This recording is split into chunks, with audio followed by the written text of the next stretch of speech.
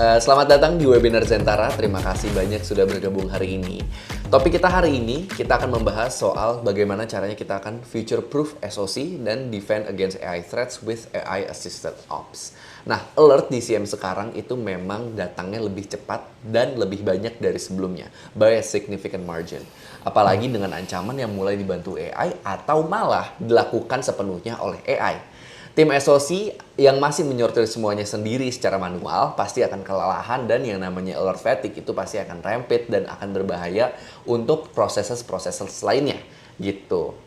Hari ini kita akan membahas bagaimana AI itu bisa membantu SOC team untuk memisahkan sinyal atau alert yang memang nyata dari noise, mempercepat investigasi forensik dan tetap menjaga semua keputusan atau semua decision itu berpijak kepada tim SOC dan juga pada bukti nyata dan bukan tebakan model. Kita akan membahas bagaimana menggunakan AI di dalam SOC sebagai tools, bukan pengganti. Sebelum kita mulai, mic peserta pasti akan di-mute selama presentasi. Kalau misalnya memang kamu punya pertanyaan, boleh ditulis aja di kolom komentar atau di fitur Q&A. And this webinar will be conducted in Indonesia, in bahasa Indonesia. If you are from outside of Indonesia, kindly turn on the subtitle feature in your Zoom. Nanti juga ada demo platform, kita dalam investigasi yang memang berjalan langsung. Jadi mohon diperhatikan baik-baik saja. Untuk membawa kita ke dalam topik ini, kita kedatangan orang yang memang setiap hari bekerja di garis depan security operations, membuat toolsnya dan pastinya menjadi membuat sebuah tools yang memang membantu tim SOC untuk memisahkan alert dari noise. Kenalkan, ada Mas Iqbal. Oke, Mas Iqbal ini bekerja sebagai CM Engineer ya di Zentara. Mungkin boleh dijelasin Mas, kira-kira CM Engineer itu sebenarnya ngapain sih di sini Mas? Mungkin di webinar sebelumnya ini Mas Maulana ini sebagai security analyst ya? Ya, betul. Kita sempat kedatangan juga ya Mas Maulana ya. Nah, ini kalau analis dia fokus monitoring. Nah, kalau SOC engineer ini fokusnya dia tools menyediakan tools. Jadi platform sistemnya itu disediakan gitu ya. Tools yang memang digunakan sama analisnya ya. Sama analis ya untuk monitoring cyber gitu ya. Ya. Jadi tugas utamanya pastinya biasanya deployment ya, deployment ke customer, lalu habis deployment biasanya ada parsing data gitu ya. Habis parsing data akhirnya bisa diterima oleh analis untuk dibaca gitu ya. Datanya, lognya untuk dimonitor gitu ya. Mantap. Berarti nanti yang akan didemokan hari ini nih Mas, itu salah satu tools yang memang Mas buat juga? Betul ya, jadi ini kita buat as a team ya. Iya betul, as a team maksudnya. As a team, kita di Zentara, tim SOC dan tim R&D juga ya, ikut turut campur. Nah ini kita membuat software agentic AI yang masih mungkin belum banyak yang buat. Ini difokuskan untuk blue team gitu ya. Blue team dan untuk use case-nya mungkin yang akan ditunjukkan dua, deteksi dan juga digital forensik gitu ya. Baik, oke. Tanpa lama-lama lagi mungkin Mas Iqbal boleh langsung aja di-present apa materinya. Terima kasih. Terima kasih untuk introduksinya ya, Mas Dev ya. Jadi ada 4 yang akan saya paparkan ya. Jadi yang pertama nih AI power threat detection. Jadi threat detection sekarang tuh udah nggak cuma manual gitu ya, by query gitu, kita ngeliat snippet atau playbook gitu. Tapi kita juga bisa nemu pattern baru, terus cara baru, malah bahkan yang sebelumnya belum ada gitu ya. Terus kalau digital forensik ini sebenarnya masih baru, masih belum banyak produk serupa. Nah, dan kita juga honestly sekarang fokusnya adalah masih raw log gitu ya, raw log. Jadi raw log entah itu firewall, entah itu log Linux, log Windows maupun PCAP gitu ya, PCAP bisa baca. Dan kalau yang ketiga evidence first investigation, jadi ini sebenarnya adalah balik lagi ke instruksi AI-nya, gimana kita steering di AI. Jadi AI-nya ini diminta untuk ngelihat fakta gitu ya, ngelihat fakta nggak halusinasi gitu ya. ini butuh prompting ya, prompt engineering gitu ya. Terus kalau nanti di terakhir ya ada future ready SoC. Jadi gimana SoC kedepannya bakal gimana sih dari tren tahun ini ya. Nanti mungkin kita akan bahas sedikit tentang mitos atau model GPT yang baru nanti akan keluar. Ya, oke. Ya jadi ini kurang lebih preview dari produk kita gitu ya, Odyssey. Nah sekarang ini yang pertama nih SoC Assistant. Jadi ini sebenarnya mirip kayak cloud chat GPT gitu ya, chat seperti biasa gitu ya. Terus yang kedua nih investigation triage. Nah ini mungkin kita belum bisa nunjukin tapi kurang lebih seperti inilah tampilannya. Ya jadi ini triaging dari alerts ke case tuh akan lebih otomatis dan analis bakal dapat rekomendasi gitu ya untuk membantu analis. Dan yang ketiga nih deteksi. Ini tujuannya buat detection gap. Jadi kalau misalkan alertnya udah banyak, terus nambah log baru segala macam untuk bikin deteksi itu sekarang bisa lebih cepat. Terus yang ketiga, yang keempat, digital forensik. Nah ini kalau misalkan ternyata udah kebobolan gitu kan, ya udah berarti kita bisa ngelihat nyari root cause dan remediasi dan segala macamnya. Oke, pertama itu deteksi ya. Jadi deteksi itu sekarang udah cukup berubah gitu ya, semenjak ada AI gitu ya. Jadi memang sebenarnya belum terasa banget gitu ya, tapi nanti lambat laun bakal kerasa gitu ya. Nah ini yang pertama mungkin rank by real risk. Jadi AI ini lebih mudah buat ngasih tahu mana yang lebih mungkin dari banyak data gitu ya, mungkin dari 10 atau bahkan 100 nanti bisa di list mana aja yang emang ke flag gitu ya, nanti bisa ditunjukin. Terus always watching. Nah ini sebenarnya bisa juga kalau sebutannya sekarang seperti loop engineering gitu ya. Jadi bisa dibuat seperti cron, cek heartbeat mungkin setiap 5 menit, 10 menit. Nah ini deteksinya bahkan lebih bagus. Walaupun sebenarnya kalau secara realistis adalah masih sekitar kemampuannya itu 15-30 menit ya. Tapi kalau emang bisa bayar banyak, token per second-nya kenceng, itu mungkin bisa di bawah 15 menit. Terus double check, nah maksudnya double check itu tetap ada human in the loop, jadi kita nggak bisa percaya 100%, kita tetap harus cek ya. Oke. Dari sini mungkin akan saya tunjukkan. Ya, jadi lihat yang dari udah berjalan aja ya. Oh ini. Oke, sebentar.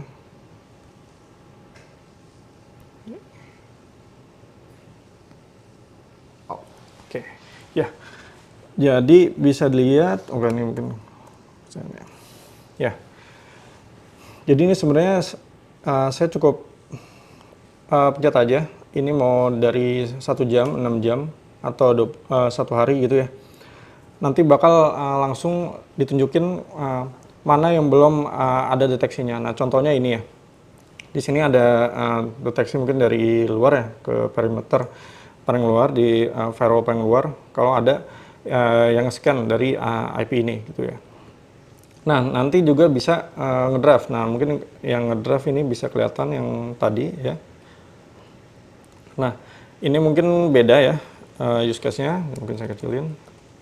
Nah ini use case-nya beda. Oh maaf.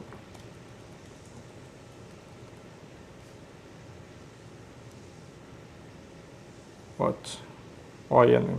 Ya ini use case-nya beda, tapi ini bisa terlihat kalau deteksinya ini entah itu Sigma, entah itu OpenSearch DSL, atau mungkin Splunky L atau Elastic Elastic ya, tapi biasanya tetap DSL. Nah ini yang untuk di dashboard DKL, yang untuk di dashboard.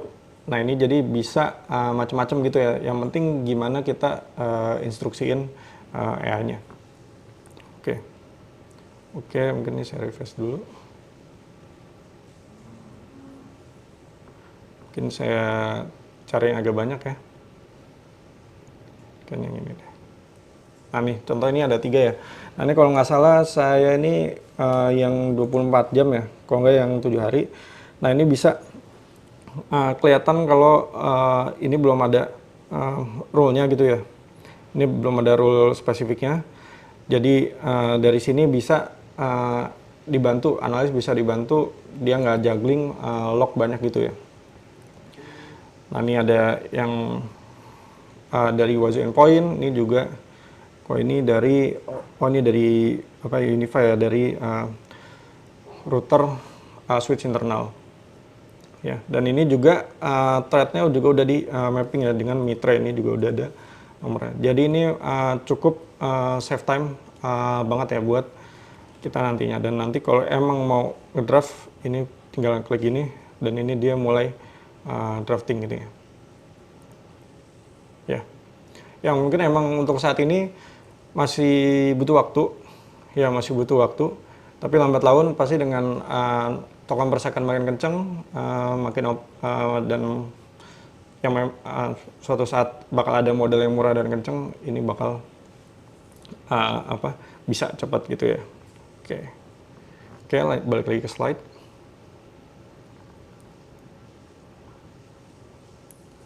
Oke, ya tadi itu jadi perihal deteksi ya, gimana cara ngedeteksi yang mungkin yang belum ada ya, yang belum ada di suatu environment ya, environment IT. Oke. Nah, yang kedua ini perihal digital forensik. Jadi digital forensik ini bisa dibilang cukup kritikal ya. Jadi kalau emang sudah terjadi data exfiltration dan ada data breach, nah kita pasti akan nyari root cause, terus remediasi gitu ya. Nah ini biasanya itu kita bakal juggling cukup banyak gitu, dan ngambil log dari segala macam gitu. Pasti kita bakal nanya, oh dari ke tim A, ke tim B, ke tim C gitu ya. Ini buat ngambil log dari sistemnya segala macam. Nah biasanya buat kita ngelihat satu persatu lognya, pasti toolsnya banyak macam-macam A, B, C, D. Nah tapi udah ada cara supaya kita cukup chat aja dan kita bisa dapat balasan gitu ya. Tapi memang nih nanti yang ditunjukkan ini udah predefined prompt. Jadi promptnya itu udah disediakan, kita tinggal ngeliat hasilnya aja. Oke, mungkin langsung aja ya.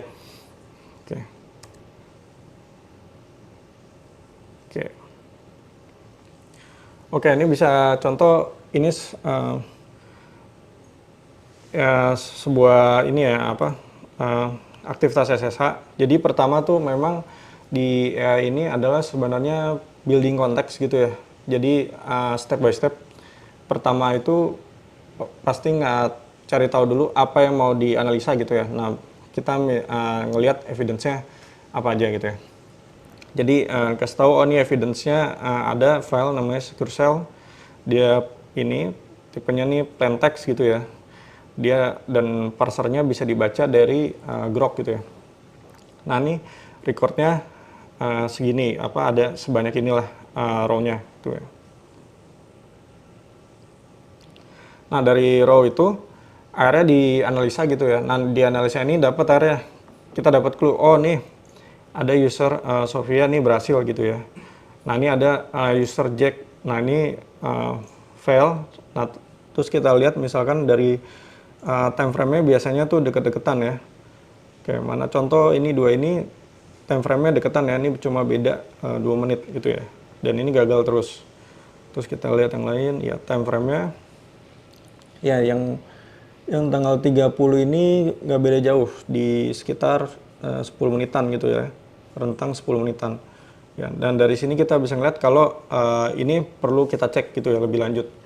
Kita cek lebih lanjut. Dan ini juga ini tanggal 30 paling banyak, iya tanggal 30. Berarti ini bisa jadi ya poin pertama kita buat ngelihat lebih dalam gitu ya. Ya karena biasanya kita pakai tools macam-macam, ya Velociraptor biasanya dulu Velociraptor atau segala macam gitu ya ke VM-nya. Nah, Oke, nah terus dari tadi artefak tadi yang udah ada sebagai clue, nah nanti dibantu buat timeline gitu ya. Nah ini bisa kelihatan ya, ini juga udah ada mid-rate tag-nya juga udah ada di sini framework-nya ya. Nah ini waktunya bisa kelihatan, ini ya, ini berurutan sih ya, ini berurutan. Nanti dari awal gitu ya, ini SSH lognya, connection attempt dari mana gitu ya, terus usernya siapa aja gitu ya. Nah ini bisa kita cek dan kita lihat IP-nya ini ya. Ya. Oke.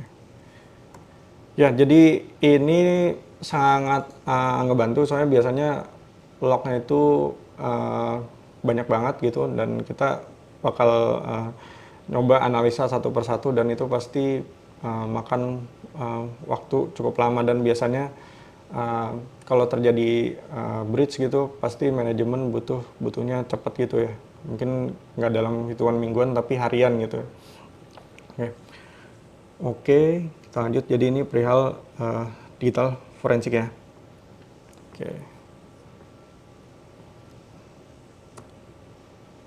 Oke.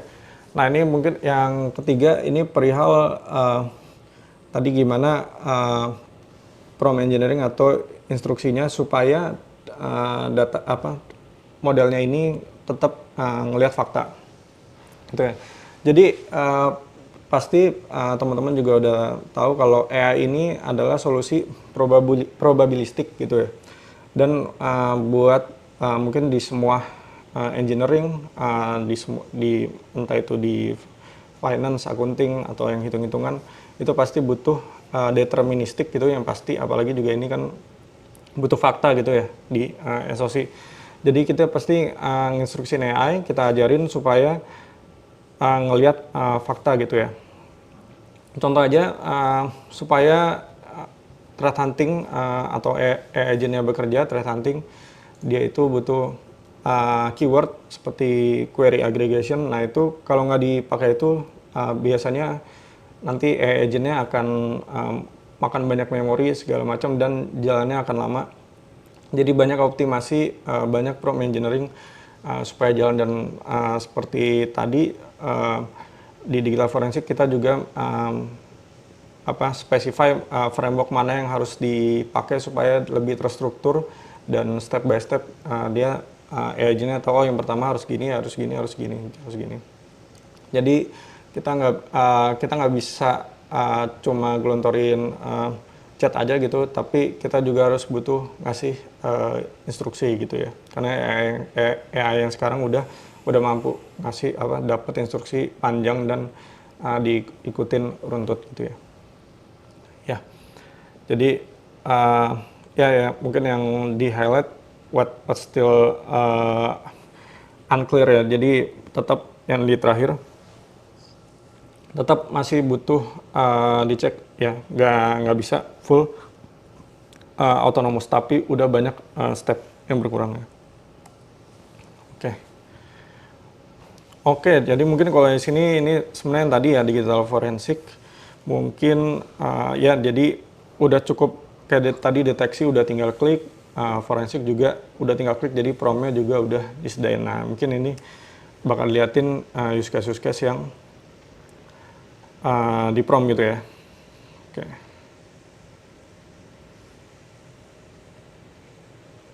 Oke, ini dicoba tadi ya, karena memang ini butuh waktu nih. Di sini ada sekitar 7 menit tadi ya ngobrol. Jadi minta threat hunting selama 2 hari gitu ya, dan minta yang nggak false positif. Nah ini terus ngelihat alert yang ke alert di ini ya dari SIEM kita.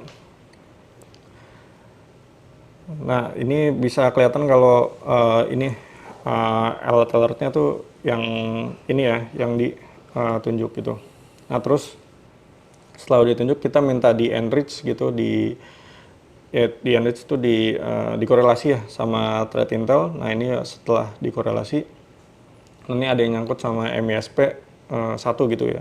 Nah ini udah cukup motong waktu lah. Oh ya, berarti kita bisa fokus query ke ini, ke IOC ini gitu ya, domain ini. Ya. Nah terus ya ini detailin juga bisa nanya dan bisa jawab gitu ya, ini bisa jawab. Nah mungkin kalau masih kurang puas dan butuh lagi lebih banyak, ini juga bisa. Nah cuma emang lebih lama nih, di sini 12 menit ya jalannya. Ya, nah, ini dapat 5, ya dapat 5. Terus minta di manage lagi. Nah ini IOC-nya banyak banget. Nah ini langsung banyak. Nah ini bisa ketahuan, oh nih 3 ini yang mesti dilihat. Tapi ini ini clean sih ya. Berarti dua IP ini yang di atas. Karena yang lain dia nggak ada korelasinya gitu ya dengan threat intel. Tuh. Ya, oke. Ini bisa. Ya ini juga yang sebelumnya mungkin kalau misalkan langsung nanya gini aja juga bisa gitu ya. Cuma memang hasilnya pasti kadang kurang akurat, tapi ini bisa terlihat apa aja aktivitas mungkin ya. Yang ini ya, ini juga kelihatan yang high, medium, low gitu ya. Yang sesuai yang tadi bisa lebih ke ranking gitu lah ya kalau dari LLM. Ya. Oke. Ya, jadi kalau memang butuh prompt ini langsung bisa gitu ya, tapi memang masih harus instruksinya mesti detail, dan yang kode di sini itu memang yang udah predefined gitu ya promptnya, dan ini udah hasil langsung ada tuh. Ya, ini. Ya. Ini prompt-promptnya udah ada gitu ya. Oke, lanjut.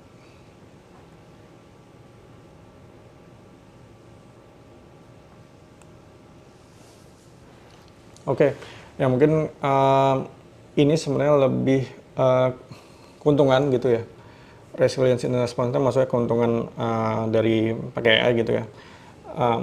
Honestly sebenarnya yang benar-benar bisa diuntungkan itu severity high medium gitu, karena biasanya SLA-nya masih lebih tinggi. Kalau yang pas critical dia biasanya bakal butuh token speed yang lebih cepat gitu dan rentan lebih mahal. Jadi kalau yang high medium mungkin bisa yang tadi yang mungkin sejam, 4 jam bisa 15 menit atau 30 menit lah untuk triaging gitu lah. Ya. Ya jadi ya ini sangat diuntungkan banget, dan tadi bisa kelihatan kalau misalkan tadi data yang mungkin sekitar 2 hari itu 7 menit, kalau 24 jam mungkin bisa sampai 10 sampai 15 menit bergantung banyak datanya juga. Ya. Oke. Ya. Ya, jadi bisa di summary ya, disimpulin kalau jadi dari dengan LLM ini bisa kita bisa dapat big picture lebih gampang gitu ya. Tadi bisa keren juga langsung yang high, yang medium, terus kita bisa validasi lebih cepat. Terus ini AI do the legwork, jadi di belakang proses tadi itu banyak banget sebenarnya query, ada yang berhasil, ada yang gagal, sampai akhirnya itu ngasih hasil gitu ya. Terus selalu dengan proof, jadi untungnya karena kita di SOC ini data-datanya adalah fakta gitu lah, di timestamp segini ngelakuin apa, timestamp segini ngelakuin apa. Nah ini sebenarnya ngebantu banget agentic AI supaya berguna gitu ya, karena langsung ngelihat fakta jadi deterministik. Ya. Terus ya itu yang terakhir tadi, respon faster gitu ya, keuntungan si AI-nya. Ya. Oke. Ya. Oke, terima kasih banyak Mas Iqbal. Itu gambarannya udah jelas banget ya. Tadi demonya juga udah jelas juga ya. Kita sebenarnya audisi ini dipakainya seperti apa sih gitu ya. Oke, thank you so much Mas Iqbal. Dan sekarang kita bakal masuk ke sesi tanya jawab. Jadi kalau misalnya memang kamu udah ada pertanyaan, kalau misalnya kamu memang punya ada pertanyaan, atau kalau misalnya kamu memang dari tadi udah ada yang penasaran gitu sebenarnya pengen bertanya apa sih, itu nanti ditulis aja di kolom komentar, atau enggak di fitur Q&A juga ada. Mungkin sambil kalian ngetik, sambil nunggu kalian ngetik gitu ya, Aku pengen nanya dulu, sebenarnya kalau misalnya dari pengalaman Mas nih, sebenarnya jenis alert apa sih yang paling sering salah diprioritaskan sebelum tim SOC itu menggunakan AI assisted triage? Oke, biasanya kalau yang berulang dan yang salah ya, Ya, salah. Ya, biasanya kalau baiknya sih kalau yang berulang terus dan harusnya itu di fine tune gitu ya, daripada maksudnya harus juggling segala macam dan ngelihat dashboard sana sini, mending bisa sekarang maksudnya udah mampu dengan prompting itu udah bisa gitu ya. Jadi tinggal ini aja, ajak ngomong, ajak diskusi, brainstorming, dan nanti selama sudah terintegrasi itu akan bisa dibantu buat di fine tuning gitu lah. Jadi biar false positifnya rendah. oke. Ya. Oke, ini ada pertanyaan juga gitu ya. Udah ada beberapa pertanyaan juga. Ini kalau misalnya sekarang itu kita bikin audisi itu sebenarnya ada cases tertentu gak sih yang membuat atau menjadi motivasi lah kita membuat audisi? Oke, ya jadi kalau misalkan sebagai associate engineer pas deploy pertama, Ya. nah itu biasanya ada parsing. Nah setelah parsing tuh biasanya kita bikin detection rule gitu ya, bantu detection rule. Nah dari untuk bikin biasanya kan emang customer beragam, ya log-lognya macam-macam. Nah buat bikin deteksinya itu pasti butuh waktu biasanya dan lama gitu. Nah dengan ada AI ini jadi bisa lebih cepat gitu, mungkin yang tadinya 1 minggu bisa jadi satu hari 2 hari gitu ya. Oke. 1 hari 2 hari, nanti tinggal sisanya validasi dan ya ini bener apa salah dan ya, Oke. gitu. Oke. Jadi memang kalau misalnya casesnya itu bukan spesifik, cuman memang ada sebuah problem yang harus di-solve dan di-solve-nya menggunakan audisi gitu ya maksudnya. Oke, ini udah ada pertanyaan juga dari salah satu attendee kita. Di materi tadi disebutin bahwa AI itu memang yang kita pakai itu memang evidence based. Cuman memang gimana ceritanya atau gimana kalau misalnya case-nya nih AI itu mengambil dari dataset yang memang udah salah. Apakah gimana caranya kita untuk memitigasi itu sebelum menjadi sebuah isu, dan gimana caranya kalau misalnya kita cross check atau kita menyadari kalau misalnya memang ada blind spot nih di dalam respon dari AI tersebut, gimana Mas? Oke, jadi emang AI itu bergantung konteks gitu ya, bergantung konteks, dan emang konteksnya itu harus dibangun. Jadi banyak yang sekarang istilahnya tren sekarang AI itu udah bisa mendelegasikan berpikir gitu, tapi AI belum bisa mendelegasikan pemahaman gitu, pemahaman. Jadi kita harus paham betul sebagai subjek domain expert dalam hal ini SOC ya. Jadi kita misalkan mau deteksi EDR. Oh, EDR berarti EDR bisa dikaitkan dengan behavior gitu, nggak melulu dengan file hash gitu kan ya, file hash gitu. Terus misalkan dengan firewall atau WAF gitu ya. Nah, OWASP juga punya core rule set gitu ya. Jadi kita nggak melulu kita kaitin dengan external IP, terus kita cek, oh ini IP-nya jelek reputasinya gitu. Biasanya kan seperti itu ya. Nah ini dikaitin dengan core rule set yang udah dibangun bareng-bareng. Oh, nah dari situ karena memang rule-nya banyak banget kan ya, rule-nya terus behavior-nya banyak banget. Nah itu AI itu mampu gitu lah, mampu untuk ngebantu analisa. Nah itu memang dibutuhkan konteks yang benar, konteks yang benar baru dan dibangun. Misalkan ini tolong baca log EDR, ini tolong baca misalkan Red Atomic attack behavior ya, berdasarkan dari meter attack, tolong dikaitkan dari logset ini gitu. Nah itu biasanya baru hasilnya bagus. Ya, Oke, oke, kurang lebih oke. seperti itu. Oke. Dan juga pastinya nanti bakal ada orang yang atau analis ya yang menggunakan data yang memang atau data yang memang dikasih sama AI tersebut untuk di verify lagi gitu ya. Oke. Nah, kemudian ada pertanyaan lagi nih dari salah satu attendee kita. Secara arsitektur gimana sih caranya AI di SOC itu bisa narik benang merah antara aktivitas rekon ringan yang kejadiannya berbulan-bulan sampai bertahun-tahun sama eksekusi payload yang baru kejadian hari ini tanpa bikin AI-nya kewalahan ngebaca triliunan log dari storage. Oke, kebetulan tadi udah sempat disebutkan. Jadi AI maksudnya sempat nyoba ya waktu itu memang pas waktu fase-fase prompt engineering itu memang AI ini kalau misalkan langsung baca log gelondongan dia akan makan banyak memori dan itu sering maksudnya agentic workflow-nya di sini memorinya sampai habis dan ke restart gitu ya, servernya podnya. Nah dengan kita cukup instruksiin aja keyword aggregation query. Jadi query berdasarkan statistik. Nah itu cukup motong banyak ya, motong banyak data yang diambil, Nah itu sampai sekarang alhamdulillah nggak kena OM lagi dan efisien gitu.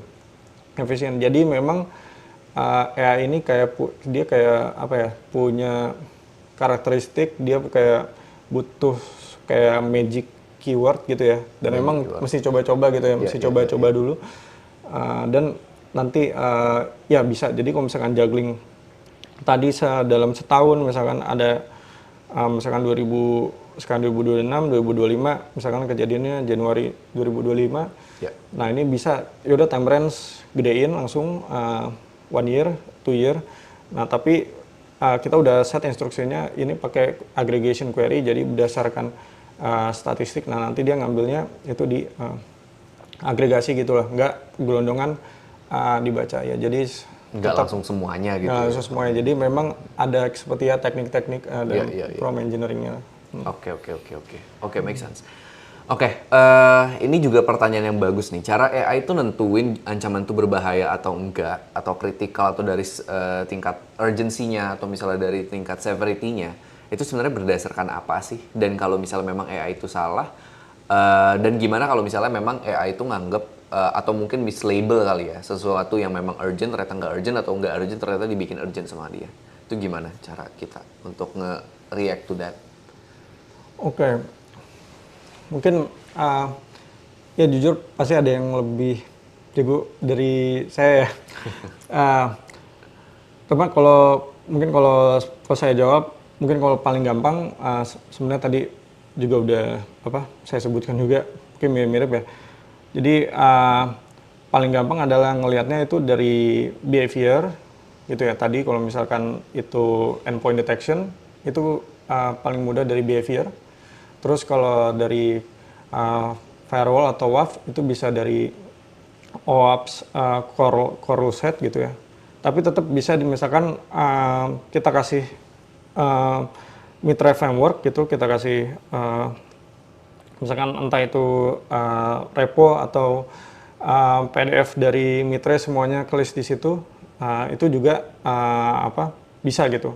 Yang penting kita bisa spesifikin ya use case-nya apa. Misalkan kalau emang cloud gitu kan ya, CloudTrail biasanya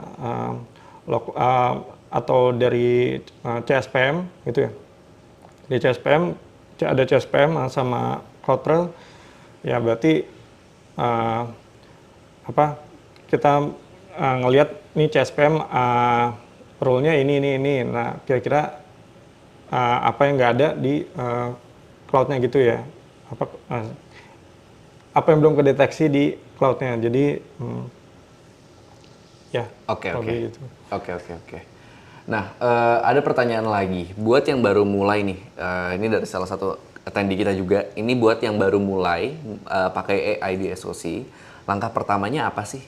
Dan kesalahan yang paling sering dilakukan tuh apa waktu tim mulai nerapin AI di security? Oke, ya, ya mungkin paling pertama pasti integrasi dulu ya, yang penting ya, integrasi. Jadi pertama mungkin integrasi dulu. Jadi kalau istilahnya udah punya SIEM apa belum gitu kan. Kalau emang belum punya SIEM, tetap ada caranya. Tapi yang penting adalah integrasi supaya AI-nya ini bisa baca konteksnya gitu ya. Baca konteksnya. Dan ya ini use case-nya buat apa? Buat monitoring, threat hunting, atau apa forensik. Tapi yang paling penting integrasinya sih gitu. Soalnya kalau tanpa integrasi datanya nggak bisa dibaca gitu lah. Again supaya nggak overwhelm juga ya. Oke. Nah, oke, ini ada pertanyaan lagi dari Mas Nanang ya. Bagaimana SOC dapat mengurangi alert fatigue ketika jumlah sumber log terus bertambah? Kalau misalnya ini mungkin tadi agregasi ya, mungkin jawabannya. Cuman mungkin boleh jelasin, Mas.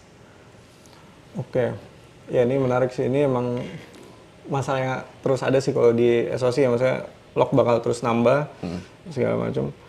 Ya emang mau nggak mau seenggaknya di improve gitu ya. Mungkin kalau di software itu ada code coverage gitu lah, di seberapa software ketes gitu ya. Nah, kalau di SOC ya sebenarnya seberapa visibilitasnya gitu ya. Ya memang semakin banyak log semakin bagus gitu ya. Tapi pasti tetap ada yang miss. Nah, ya dengan ya SOC ini ya tujuannya itu jadi dia bisa terus nyari gitu ya. Malah mungkin ya bisa dibilang selama nyoba sekitar ya 15-20% kayak miss gitu lah ya. Tapi dia bakal terus berusaha nyari selama kita instruksiin gitu lah. Jadi jadi ini bisa ngebantu buat log-log yang terus bertambah gitu ya. Iya. Supaya mengurangi alert fatigue juga, makanya memang AI itu membantu. Again, AI itu sebagai tools, cuman decision making at the end of the day pasti bakal rest on the analyst. Oke. Bagaimana strategi terbaik untuk mengintegrasi SIEM, XDR, EDR, Cloud Security, dan Threat Intelligence dalam satu dashboard yang benar-benar operasional, Mas? Operasional, SIEM ya? Iya. Udah SIEM. Sebenarnya semua tadi dimasukin ke SIEM bisa. Iya, masukin ke SIEM bisa, terus ya dashboardnya dari SIEM. View-nya dashboard, view-nya dari SIEM. Ya, sebenarnya dari SIEM. Nah, tapi mungkin mungkin bisa ditunjukin gini ya. Oh ya. Ya, mungkin ini bisa juga sebenarnya pakai AI, contoh yang ini ya. Jadi ini sebenarnya table ini ya, ini yang generate ini AI, ini contoh juga yang di sini ya. Ya.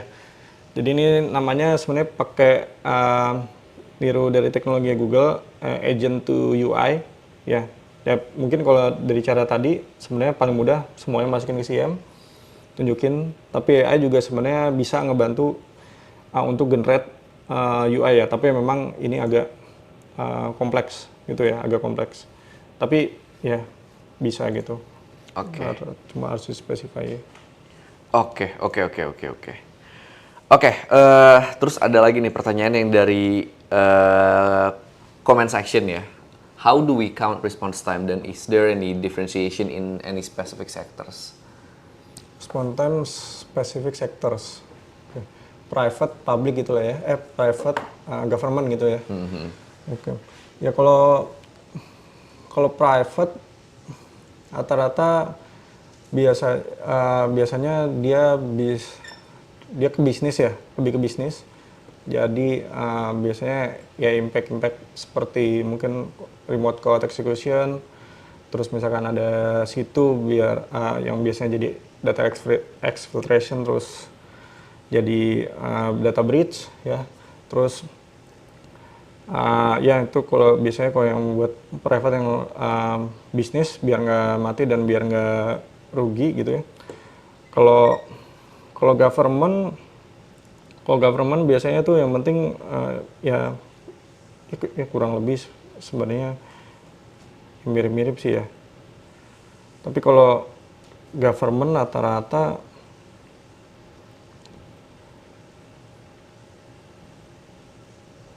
ya kurang lebih mirip lah. Kurang lebih mirip. Oke. Jadi kita menggunakan untuk how do we count response time-nya gimana ya? Cara menghitung response time-nya?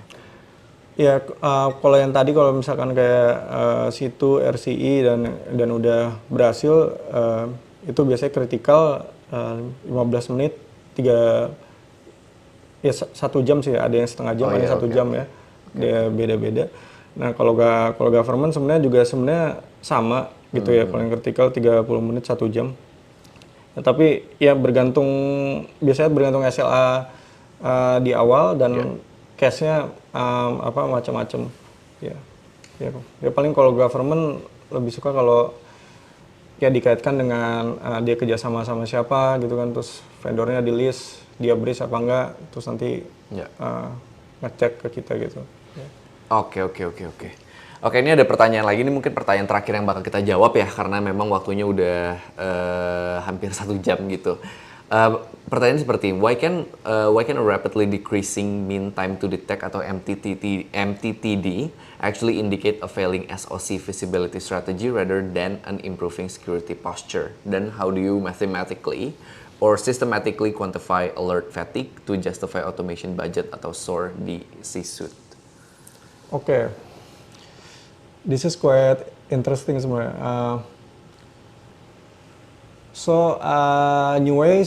Currently there is new ways to detect, to reduce MTTD. I think the one that already has done that is Datadog. Yeah. So Datadog is the rule that has been set is in early. So before data being processed, the detection is running, and I think there is tools now, the name is Detect-Flow.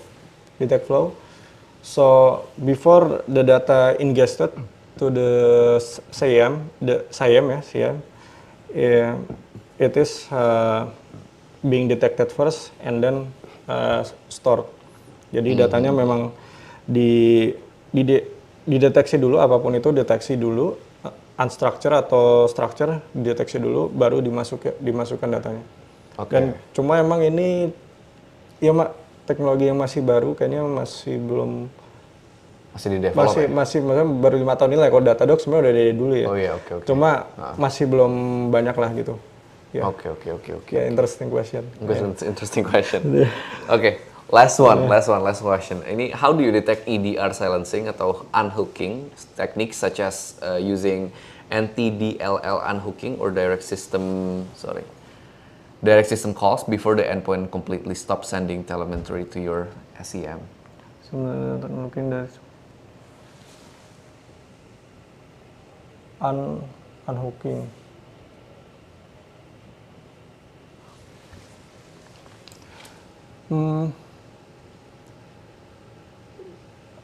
Runtime, I think on runtime ya.